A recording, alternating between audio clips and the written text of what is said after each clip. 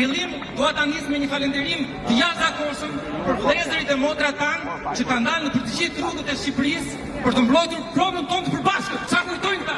Se kjo pronë është e tyre, kjo pronë është e fëmijëve ta. Nuk është as e jona, dhe as e atyre që është në klasë e korruptuar, që po kërkon të marrë edhe metrin e fundit katror që i ka ngelur fëmijëve ta. Po sot duhet ta kuptojnë që kjo gjë nuk do të zgjasë më. Shqiptarët më në fund kanë dalë dhe shqiptarët do t'i thonë jo kësaj babësie. A sot po thonë që shqiptarët janë kundër investimeve private. Kush janë investimet private? Ja private, resorte private në Bregdetin tonë, turp. Ne duam investime të vërteta. Ne duam të ndërtohet rafineria e naftës. Mineralet tona të përpunohen në Shqipëri. Duam që zogjërat të ndërtohen në Shqipëri. Që fëmijët tanë, të rinjtë tanë, të ndërtojnë karrierën e tyre, të shkojnë të ardhmen e tyre në Shqipëri, dhe jo të ndjekin rrugën që fatkeqësisht kemi ndjekur ne, të vim në një vend tjetër. Shqipëria e ka të gjitha mundësitë që të gjithë të kenë aty një të ardhmen. Kam 30 vite në emigrim, kam ikë në 97-ën. Bravo! Nuk kam njojt popull më punëtor dhe më të bukur se populli shqiptar. Fatkeqësia jonë është që politika na ka përçarë dhe na ka ndarë të majtë dhe të djathtë. Por ne po të bëhemi bashkë, arrim të kapim edhe diellin. Uroj që gjithë shqiptarët që janë atje ta vazhdojnë protestën derisa Edi Rama të ikë. Rama ik, Rama ik, Rama ik, Rama ik. Jeni populli më i bukur në botë. Ju faleminderit. Diaspora es Peru! Diaspora es Peru! Diaspora es Peru! Diaspora es Peru!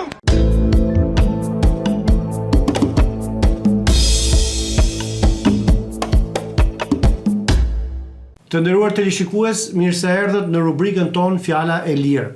Sot të ftuar kemi Mario Qiricin, një nga bashkëorganizatorët e protestave të mbajtur në Toronto gjatë 2 muajve të fundit, në të cilat është kërkuar dorëheqja e Ramës dhe e qeverisë së tij. Marion unë e njoh vetëm nga disa postime lidhur me protestat, por edhe disa analiza që ai ka bërë keq qeverisjes së Shqipërisë. Pikërisht për të kuptuar më mirë thelbin e protestave shqiptaro-kanadeze, gati 8.000 kilometra larg Tiranës, pra shumë larg kryeqytetit shqiptar, ku në fundit merren vendimet politike, e kam ftuar sot Marion për një bisedë ku liria e fjalës do të respektohet në funksion të informimit sa më të saktë dhe në përputhje edhe me vetë titullin e rubrikës pra Fjala e Lirë. Mario, mirë se erdhe. Përshëndetje Ilir, mirë se ju gjeta. Faleminderit. A mund të na flasësh si fillim pak për veten tënde, duke të gjykuar nga shqipja e rrjedhshme? Pyetja e parë që më vjen natyrshëm në mendje është sa kohë ke që je vendosur në Kanada? Ilir, unë kam vetëm 3 vite që në momentin që kam erdhur për herë të parë në Kanada, edhe kam jetuar këtej bashkë me bashkëshorten time, që prej 3 vitesh. Është vërtet kohë e shkurtër dhe mbase kjo është një nga arsyet pse këto tematikat e lidhura me atë dhe unë ton janë akoma shumë të nxehta për ndjesitë e mia personalisht, por me thënë të drejtën shoh që shumë njerëz në diasporë janë po aq të acaruar edhe po aq të ngrohtë me ndjesinë atletare sa edhe unë. Kështu që nuk mund ta them me siguri, po e di që Shqipen do e mbaj gjithmonë të rrjedhshme dhe do përpiqem ashtu si ju ta trashëgoj edhe te familja ime. Të lumë, vë qefi. Po na trego pak më shumë, çfarë bën në Kanada, me çfarë merresh? Unë profesioni im dhe shkolla që kam mbaruar është teknologji, informacion dhe teknologji. Pra, unë ja kam dedikuar jetën time një karriere në teknologji. Kam qenë gjithmonë i apasionuar që prej një moshe të vogël edhe kam mbaruar bachelorin edhe masterin në qytetin e Korçës për këtë deg. Kam nisur të punoj me një kompani amerikane e cila është specializuar për sigurinë kibernetike dhe ne bëjmë mbrojtjen e kompanive të mëdha nga sulmuesit kibernetik si puna e hakerave. Dhe kjo është karriera ime remote. Pra unë jam i punësuar në mënyrë remote me këtë kompani, por paralelisht në Kanada unë që në momentin që kam ardhur këtu jam detyruar të kryej një sër punësh paralelisht në të njëjtën kohë, sepse emigracioni nuk është aq i thjeshtë sa tingëllon kur e themi në shoqëri me miqtë tanë në qytetet tona të preferuara në Shqipëri, por ka vështirësitë e veta. Dhe unë kam qenë gjithmonë i përgatitur t'i përballoj këto vështirësi, i kam marrë parasysh që në momentin kur kam menduar të emigroj jashtë Shqipërisë. Edhe nuk është se emigracioni është një dëshirë që i lind njerëzve që jetojnë në Shqipëri vetëm si pasion, por është detyrimi i kushteve të Shqipërisë që i bën njerëzit që të largohen prej atje për të parë një jetë më të mirë, një jetë më të drejtë, një jetë më transparente, gjë të cilën nuk mund ta gjejnë në Shqipëri në asnjë lloj mënyre. Personalisht unë që në moshë të re, si adoleshent, si gjimnazist, kam parë një perspektiv shumë të bukur nga Partia Socialiste në fillimet e saj dhe vërtet i kam besuar premtimeve që ata kanë dhënë, por me kalimin e kohës e kam parë që dhe ata kanë rënë në kurthin politik të shumë partive të tjera në të kaluarën, edhe korrupsioni i ka ndryshuar totalisht këta politikanë, domethënë, nga mendësia e tyre fillestare. Pasi kam humbur besimin dhe jam zhgënjur nga një parti politike e cila besoja se mund të sillte ndryshimin, e pash që nuk mund të investoja më shumë vite të jetës time duke pritur të ndodhte një ndryshim, por duhet merrja një ndryshim individualist edhe të ikja larg prej Shqipërisë. Fatkeqësisht duke lënë pas familjen time, maman, 2 motrat e vogla dhe babain tim. Mario, ti ke qenë votuesi i Partisë Socialiste apo i angazhuar në parti? Jo, nuk jam angazhuar asnjëherë partiakisht, s'më ka pëlqyer asnjëherë të angazhohem dhe nuk kam pasur asnjëherë kohën e lirë që të merrem politikisht me një parti të caktuar, por më ka pëlqyer shumë mënyra se si Partia Socialiste erdhi në fillimet e saj në pushtet. Më pëlqente shumë ideologjia e tyre dhe mendoja vërtet se do të sillin atë ndryshim që premtonin. Edhe besoj shumë njerëz që kanë folur që prej angazhimit tim politik tani më që prej fillimit të protestës në rrjetet sociale nëpërmjet kontentit, kam parë që shumë njerëz si puna ime kanë qenë njësoj të zhgënjur pasi i kanë dhënë besimin kësaj partie, fatkeqësisht. Cili është roli yt në organizimin e protestave në Toronto? Tani unë shiko si ka nisur sepse është shumë interesante, nga që personalisht nuk kam pasur kur një interes për t'u marrë me parti ose për t'u marrë me politik, nuk është se kam pasur kur një informacion të cilin mund ta shfrytëzoja më pas për të bërë politik. Por që prej ndodhjes së ngjarjes në Zvërnec, ngjarjen që ne e njohim shumë mirë, tërheqjen zvarre atij qytetarit nga policia private në sy të policisë së shtetit, unë jam revoltuar shumë, një revolt shumë e madhe personale, e cila sinqerisht më ka ngritur qimet e krahut, domethënë aq revolt e madhe ka qenë për mua. Por akoma revolt edhe më e madhe ka qenë indiferenca që ka treguar media shqiptare përballë kësaj ngjarjeje, e cila solli brenda meje një zjarrllëk adetarizmi shumë të madh. Dhe mendova se kontributi më i mirë që mund t'i jepja unë në këtë largësi të madhe që kisha me atë dheun tim, do ishte të bëja një postim te grupet shqiptare në Toronto dhe në Kanada, në të cilin të njoftoja për një protest. Mendova t'i lejoja vetes time një javë kohë për përgatitjen e kësaj proteste, duke marrë parasysh marrjen e lejes, instalimin e fonis ose blerjen e këtyre pajisjeve të audios. Dhe pasi bëra këtë postim, 2 vajza shqiptare të Torontos më shkruajtën mesazhe private, duke më lajmëruar se dhe ato domethënë kishin të njëjtën indinjim si dhe unë, edhe donin me patjetër që të bashkoheshin me këtë nismë që me sa duket unë isha i pari që e nisa, por nuk isha i vetmi që e mendoja. Dhe për këtë më bë shumë qefi sepse që në atë moment nuk u ndjeva më i vetëm, por e pash që komuniteti shqiptar, ndryshe sa që kisha parë deri më këto 3 vite, është shumë ndryshe dhe janë pro advetarizmit edhe janë shumë të përkushtuar ndaj sjelljes së një ndryshimi pozitiv për Shqipërinë. Kjo më bëri të inspirohem akoma më shumë, të marr akoma më shumë forcë, fatkeqësisht ta heq një kohë të madhe prej familjes time dhe t'ja përkushtoj organizimit të protestës.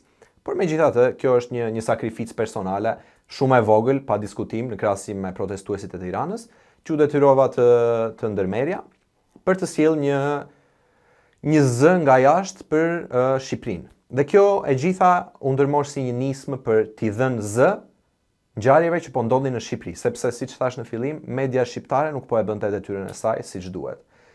Dhe besoj se e kryem me shumë sukses këtë misionin ton, sepse përpos organizimit që bëmë në qytetin e Torontos, ne gjithashtu në prapaskena lajmëruam shumë media edhe kontaktuam shumë njerëz të famshëm edhe bëm postime të caktuara, dokumenta, deklarata përballë institucioneve qeveritare të Torontos, edhe gjëra të tjera të cilat i dhanë zë protestës së Torontos, por gjithashtu ju thanë shqiptarëve të Shqipërisë që hey, shiko, kaq kilometra, më fal se s'po më kujtohet numri i saktë i kilometrave, se 8000 kilometra larg nga Shqipëria, komplet në një orë tjetër, janë këta shqiptarë që janë mbledhur dhe po protestojnë për të kërkuar transparencën, për të kërkuar drejtësinë, për të kërkuar një Shqipëri më të mirë në fundit. Më jep të lutem në mënyrë të përmbledhur kërkesat tuaja si protestues. Kjo është një çështje me të vërtetë shumë interesante dhe delikate, me thënë të drejtën i lirë, sepse protesta, siç mund ta dim, nuk ka një grup përfaqësuesish. Dhe kjo është forca më e madhe e protestës, por mund të thuash që mund të jetë edhe një farë dobësie. Sepse edhe pse ne nuk mund të dalim edhe të themi të renditim një sër kërkesash që kemi për qeverinë, mund të themi mendimin ton personal. Dhe mendimi tim personal është që pa diskutim jam në mbështetje të plotë të atyre 5 kërkesave që u shpallën në Tiranë nga Dritan Goxhaj, në mos gabohem, sepse me çfarë kam parë, me grupet e diasporës, me grupin e protestuesve këtu në Toronto dhe me shqiptarët që njoh në Shqipëri, të gjithë ata janë pro këtyre kërkesave dhe mua më takon si një emigrant tani nga Toronto të mbështes pa diskutim vendimet që duan të marrin shqiptarët e Shqipërisë.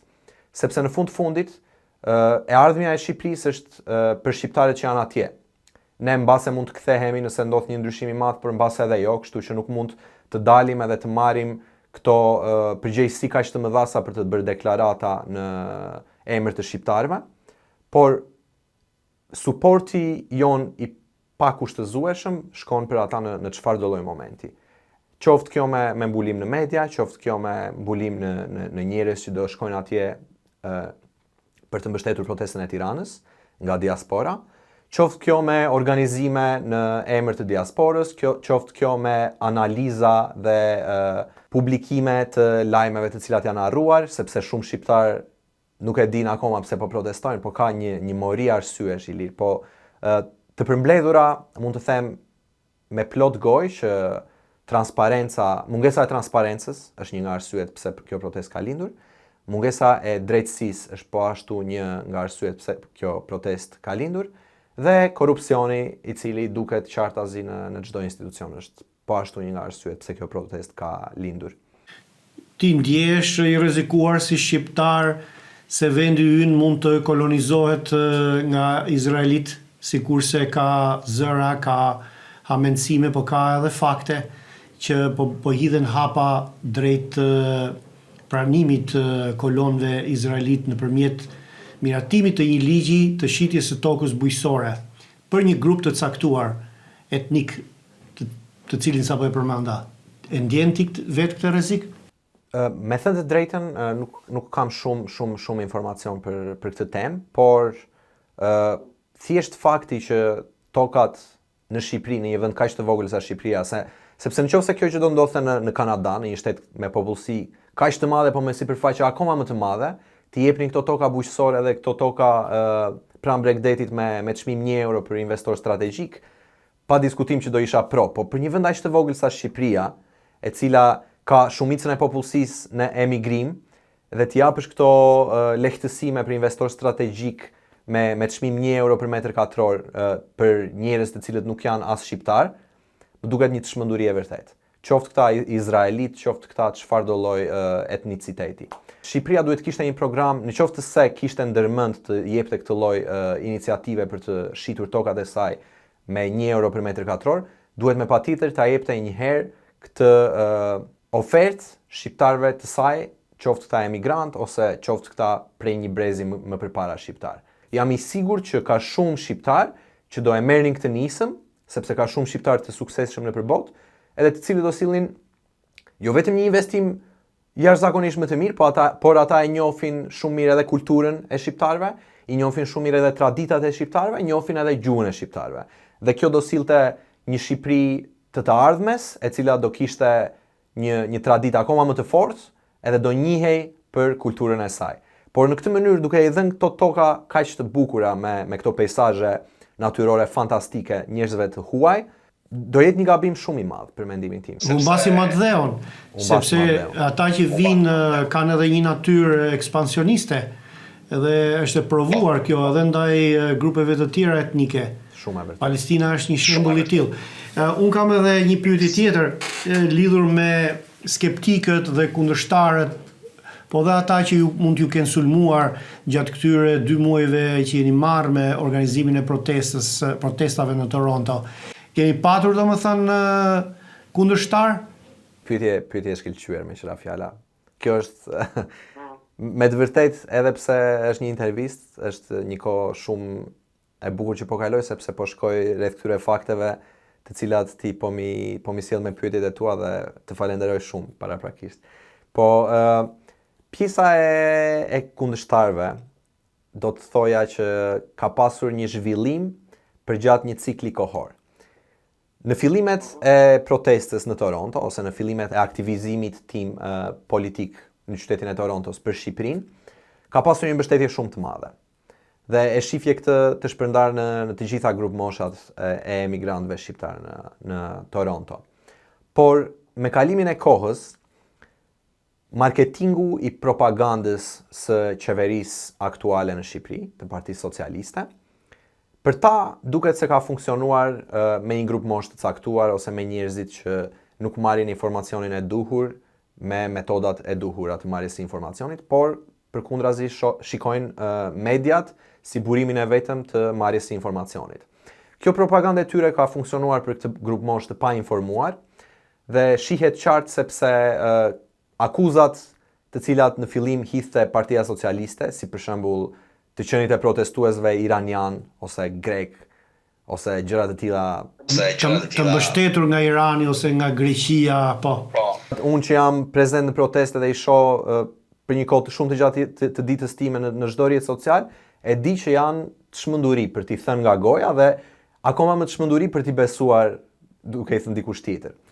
Dhe kjo formë propagande ka funksionuar për një grup njerëzish dhe kjo shihej sepse me kalimin e kohës, ky grup njerëzish që i ka besuar kësaj propagande janë kthyer nga pro-protestës, duke kundërshtuar njëri tjetrin, duke krijuar përçarje midis njëri tjetrit dhe duke sulmuar ata njerëz që kanë mbështetur protestuesit në Tiranë. Dhe një prej tyre njerëzve që kanë mbështetur protestuesit jam edhe unë, edhe shumë protestues të tjerë, të cilët kanë mbajtur fjalime në protestat që ne kemi organizuar, dhe më pas unë i kam publikuar këto fjalime në rrjetet sociale që kam personale, duke i vendosur titra për t'i inspiruar në një farë mënyrë shqiptarët e Shqipërisë me fjalimet e emigrantëve të Shqipërisë të Torontos. Tani këto postime me fytyrat tona personale, duke mbajtur fjalime, janë sulmuar me të shara, me ofendime, me shpifje nga këta njerëz që kanë rënë pre e propagandës së Partisë Socialiste. Dhe këto të shara, shpifje dhe ofendime kanë qenë të një rrjeti shumë të gjerë, prej duke na quajtur ne drogaxhinj, duke quajtur një protestues i cili mbajti një fjalim, i cili ishte me të vërtet shumë i emocionuar dhe po dridhe nga emocionet, sikur kishte nevojë të vazhdonte të pinte drogë sepse po i krijonte të dridhura. Po këto janë me të vërtet të çmenduri, mund t'ja u thuash të rinjve, sidomos kur je në një moshë të caktuar, t'ju bësh akuzat të tilla sepse është banale. Mario, pyetja ime fundit është lidhur me marrëdhëniet që ke krijuar me vendin e ri. Ka ardhur në një periudhë të vështirë ekonomike, në për cilën po kalon Kanadaja, e cila nuk është përkeqësuar vetëm nga marrëdhëniet mes presidentit Trump, presidentit Amerikan dhe qeverisë kanadeze, por po të shkosh një çik më larg në kohë, problemet kanë filluar që në kohën e Justin Trudeau's. Dhe probleme këto që manifestohen te jeta e përditshme, te kosto e lartë e jetesës, por edhe të bjerrja e lirive të individit. Si e ke përjetuar ti këtë gjë? A ke arritur domethënë të kuptosh se ku ke ardhur, në cilin vend ke ardhur? Po Ilir, shumë e drejtë. Në fakt, Kanadaja ka 2 muaj që ka hyrë oficialisht në një recesion. Po shef sfida shumë të mëdha politike dhe ekonomike, marrëdhënien me Shtetet e Bashkuara të Amerikës dhe shumë sfida të tjera të ngjashme politike. Kanadaja ka ndërmarrë disa vendime politike të cilat bien ndesh me njëra tjetrën, si për shembull hapja e emigracionit dhe më pas mbyllja e emigracionit për një herësh.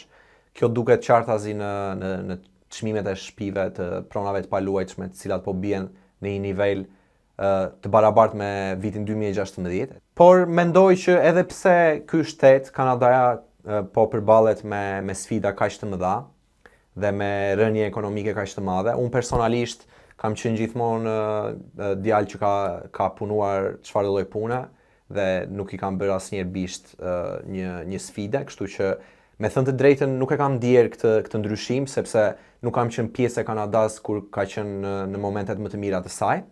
Kam qenë vetëm pjesë e Kanadas në momentin që ka hyrë këtyre krizave, por mund të them me plot gojë Ilir, që edhe pse kjo është një krizë shumë e madhe e Kanadas, unë shoh një ndryshim jashtëzakonisht të madh me Shqipërinë tonë, për fat të keq. Dhe kjo, megjithëse është fati i keq në këtë moment, është fati i mirë sepse na tregon ne emigrantëve se Shqipëria mund të ketë një rritje akoma më të madhe. Na tregon një tavan ku mund ta shohim ne zhvillimin e Shqipërisë, edhe të mos e nënvlerësojmë potencialin e saj politik dhe ekonomik. Mos e shikojmë asnjëherë ishim më keq dje, jemi më mirë sot sepse na ushtruan 2 rrugë nga Partia Socialiste dhe Osa Mirë, po jo, nuk është as pak kjo qëllimi kryesor ku duhet jemi ne me Shqipërinë tonë. Shqipëria ka një potencial jashtëzakonisht të madh, si me resurse natyrore, si me resurse toksore, si me resurse njerëzore, sepse ja u them me bindje të plot që populli shqiptar është popull shumë punëtor dhe popull shumë i zgjuar dhe popull që ka perspektivë shumë të mirë dhe shumë të largët në krahasim me vendet e tjera. A do të ketë protestë të radhës? Po, me patjetër do të ketë protestë të radhës. Ne po përpiqemi të caktojmë një datë të marrim lejet e nevojshme dhe të kemi një strategji akoma më thumbuese kësaj radhe me protestën e radhës dhe të përpiqemi të bindim sa më shumë miq të tanë emigrantë që të shkojnë drejt Shqipërisë dhe t'i bashkohen protestës atje. Po në të njëjtën kohë paralelisht me grupet e diasporës së protestave, në të cilat unë jam pjesë, ne po planifikojmë evente ose më saktë po planifikojmë protesta radhe, të cilat do kenë si vend mbledhje Shqipërinë, por gjithashtu po bëjmë planifikime si mund të çojmë zërin e protestës edhe më lart, duke përdorur jo vetëm popullsinë e shteteve tona përkatëse, ku po jetojmë tani për momentin, por duke përdorur edhe lehtësime për emigrantët që shkojnë në Shqipëri, duke marrë kështu parasysh marrje ofertash nga kompani fluturimi, marrje ofertash nga kompani hotelerie, makinash me qira edhe gjëra të tjera kështu me radhë, të cilat mund t'i krijojnë emigrantëve që kanë dëshirë të shkojnë në Shqipëri, por nuk e kanë mundësinë aq të lartë të kenë një lehtësim në çmimet që do të paguanin për të shkuar atje. Shpresojmë që do të shkojë shumë mirë, kjo si nisëm e marrë nga ne. Në të njëjtën kohë ne po bëjmë deklarata nëpër mediat internacionale dhe në institucionet e Parlamentit Evropian, kështu që duket shumë pozitive, me thënë të drejtën Ilir. Dua që të gjithë njerëzit ta shohin me shpresë dhe me entuziazëm këtë ndryshim të madh që do i ndodhë Shqipërisë për fat të mirë, do Zoti i madh. Dhe Zoti qoftë me ne. Lum goja, të falenderoj për kohën dhe mbarësi.